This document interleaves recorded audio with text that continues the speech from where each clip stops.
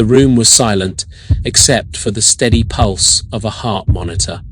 Soviet military scientists, dressed in lab coats, stood behind glass, their expressions a blend of awe and skepticism. At the center sat a woman, small, pale, eyes locked on a matchbox sitting on the table before her. Nina Kulagina exhaled slowly. Her fingers did not move, yet the box trembled, shifted, and slid a few inches forward. Some would later call her a fraud. Others would claim she represented the cutting edge of human potential. But in that cold, shielded chamber in 1960s Leningrad, the impossible appeared real.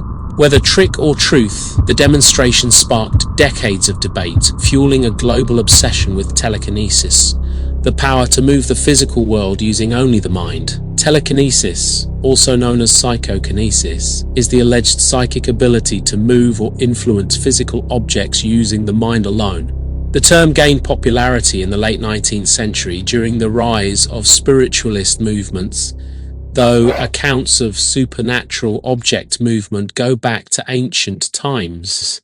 In 1890s seances, mediums claimed to move tables or ring bells without touching them, often in darkened rooms. The scientific term telekinesis was popularized by Alexander N. Aksakov, a Russian psychic researcher, in 1890. The Cold War era saw renewed interest in telekinesis as nations investigated it for possible strategic advantage, especially in espionage and warfare applications. Ancient Indian texts, including certain Upanishads, describe yogis developing siddhis, supernatural powers including levitation and moving matter with thought. In medieval Europe, Christian mystics and saints were occasionally described as influencing physical reality through faith or divine energy. The term psychokinesis was introduced by American author Henry Holt in his 1914 book On the Cosmic Relations. Its rise paralleled interest in other TSI phenomena such as ESP, clairvoyance, and mediumship. During World War II, German occult researchers were rumored to experiment with mind-based weapons, though documentation remains unverified. By the 1950s and 60s, intelligence agencies on both sides of the Iron Curtain took notice.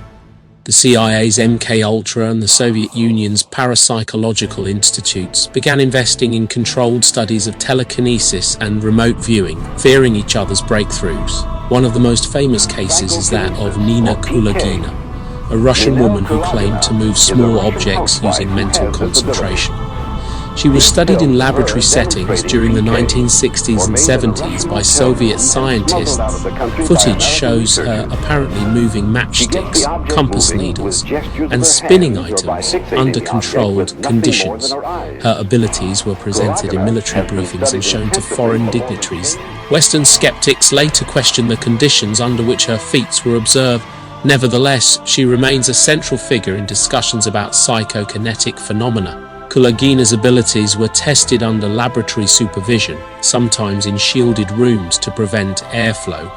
According to Soviet reports, her heart rate and brainwave activity would spike during activity. She allegedly could alter the direction of a compass needle without touching it, accelerate the decay of biological cells in petri dishes, and influence light sensors at a distance. Though filmed multiple times, Western analysts have debated whether trickery, static electricity, or concealed threads were involved.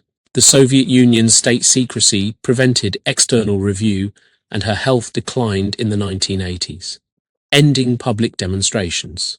Other claimants included Uri Geller, an Israeli performer famous for bending spoons on television using mind power. While Geller maintains authenticity, skeptics argue his tricks are well within the skill set of stage magicians. In addition to Nina Kulagina, several children have been identified in reports as demonstrating spontaneous telekinetic behavior, especially during poltergeist-type episodes. For example, in the 1977 Enfield Poltergeist case in the UK, 11-year-old Janet Hodgson was alleged to have caused objects to fly across the room. Witnesses included police officers, neighbours and journalists. While some believed her powers were real, skeptics attributed events to trickery or emotional disturbance. Similarly, in the case of Angelique Cottin, an 1846 French teenager, her presence caused chairs and other objects to move violently, leading her to be dubbed the Electric Girl. In the Enfield case, Janet Hodgson was monitored by parapsychologist Maurice Grosse and investigator Guy Lyon Playfair. They reported dozens of incidents, including furniture being moved, knocking sounds, and levitation. Janet was filmed in mid-air, though skeptics argued she had bounced off her bed. She later admitted to faking a few incidents, but insisted most were genuine. Angelique Cottin was studied by French medical authorities in the 1840s. Observers saw tables pushed without visible cause, her body repelling furniture, and sudden gusts of wind from her fingertips. Modern-day anecdotes continue, including children from Brazil, China, and India, reportedly displaying temporary or spontaneous psychokinetic traits, though documentation is often poor. Many of these cases occur in remote or economically disadvantaged areas where scientific scrutiny is rare. Subjects involved in telekinetic incidents often experienced emotional and social distress. Many were accused of fraud or mental instability. In Soviet studies, telekinesis practitioners like Kulagina were placed under extreme psychological stress during experiments. Some researchers have noted elevated heart rates and signs of physical exhaustion during claimed psychokinetic activity. In poltergeist cases involving children, the media scrutiny and social ostracization often left lasting trauma. Nina Kulagina was subjected to intense physiological monitoring, often for hours, and later complained of stress-induced illness, migraines, and nervous exhaustion. Janet Hodgson, now an adult, has described the years after the Enfield incident as deeply traumatic, struggling with belief, public ridicule, and intrusive media coverage. Other child witnesses in similar cases have reported fear of sleeping alone, feelings of being controlled, and family breakdowns. Conversely, some individuals have found meaning in their experiences, entering the paranormal field or adopting spiritual practices. In the Soviet Union, telekinesis researchers sometimes faced professional consequences for promoting fringe science, but were also secretly supported by military labs interested in psychological warfare applications. Mainstream science does not accept telekinesis as a verified phenomenon. Controlled studies have failed to produce replicable evidence under strict conditions.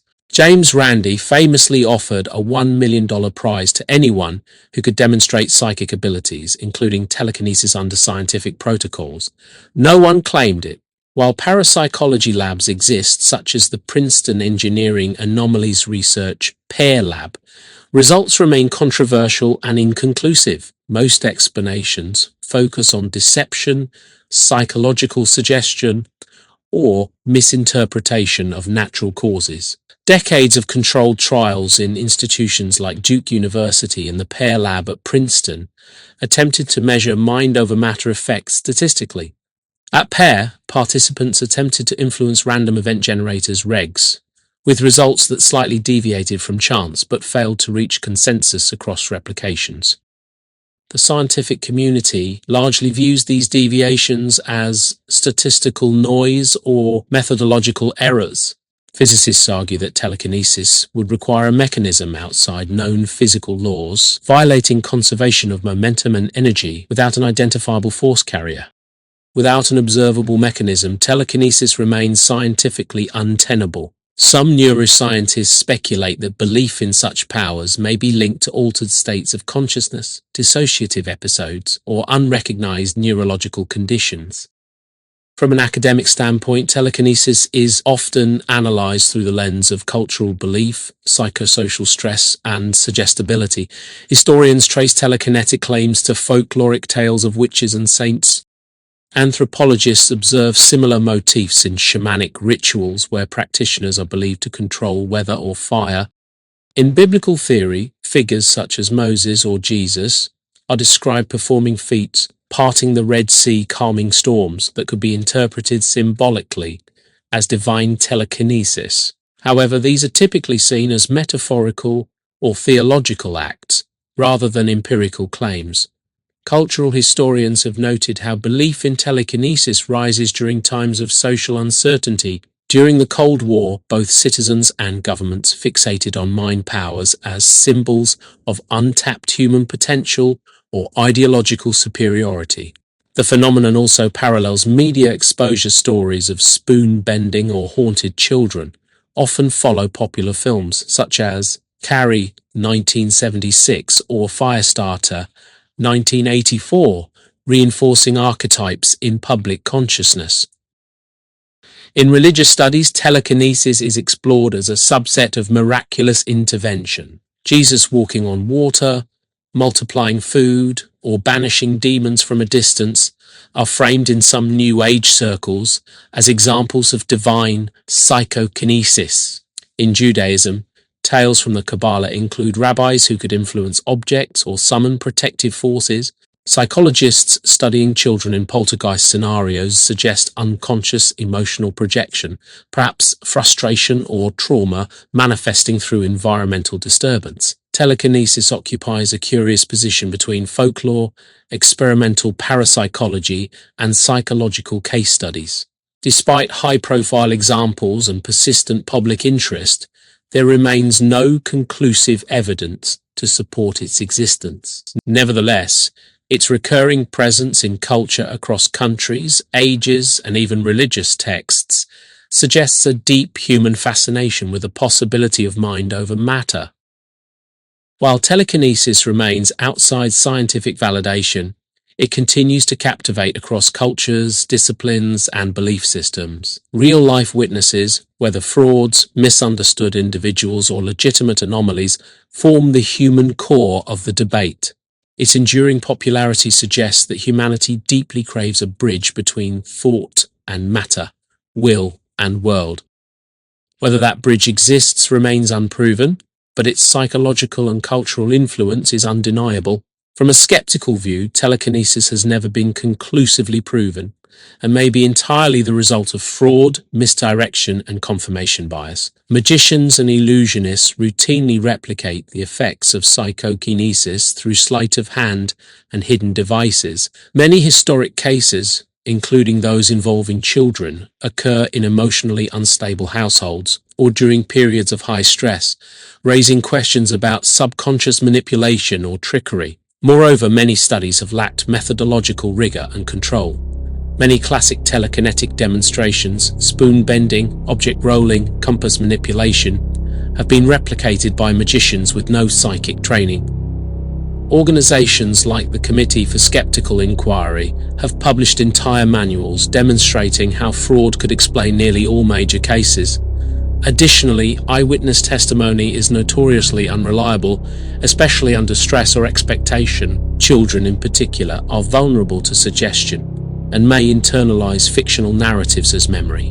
Where government interest exists, it may stem more from psychological warfare, frightening enemies with rumored capabilities, than genuine belief in psychic potential.